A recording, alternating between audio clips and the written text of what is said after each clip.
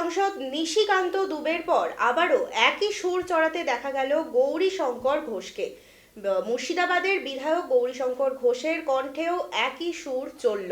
তাদের দাবি মুর্শিদাবাদকে স্বতন্ত্র করতে হবে। দেশের নিরাপত্তার স্বার্থে আবারও মুর্শিদাবাদকে কেন্দ্রশাসিত অঞ্চলের পক্ষে দাবি বিধায়কের।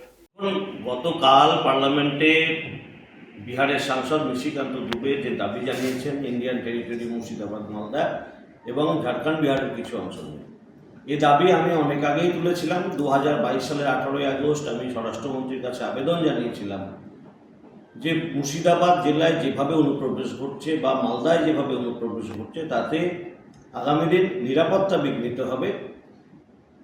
যারা আমাদের দেশকে আবারও ভাগ করতে চায়, ভাঙতে চায়, সেই শক্তি বাংলাদেশ হয়ে ভারতে প্রবেশ করছে, মুর্শিদাবাদ মালদা হয়ে সারা দেশে ছড়িয়ে পড়ছে। প্রশাসন একেবারে নির্বিকার, প্রশাসন দলদাসের মতো কাজ করে।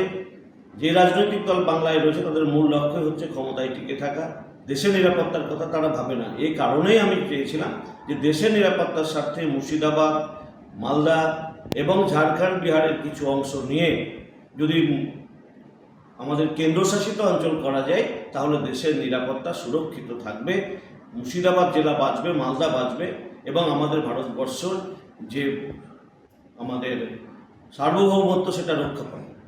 তো সেই দাবিকে আজকে পার্লামেন্টে নিশিকান্ত দুবে তুলেছে। ধন্যবাদ তাকেও যে আমি 2 বছর আগে যে দাবি তুলেছিলাম আজ পার্টি সেই সিদ্ধান্তে আজকে আস্থা রেখেছে এবং পার্টির পক্ষ থেকেও নিশিকান্ত দুবে আমাদের সাংসদ, তিনি আন্দোলন করছেন, তিনি আওয়াজ তুলেছেন। আমার বিশ্বাস আগামী দিনে কেন্দ্রীয় স্বরাষ্ট্রমন্ত্রী এই আওয়াজকে প্রাধান্য দেবে এবং এই যৌক্তিকতা আছে এটা বিচার করে তিনি ইন্ডিয়ান টেরিটরি দিয়ে দেশের নিরাপত্তাকে সুরক্ষিত করবেন।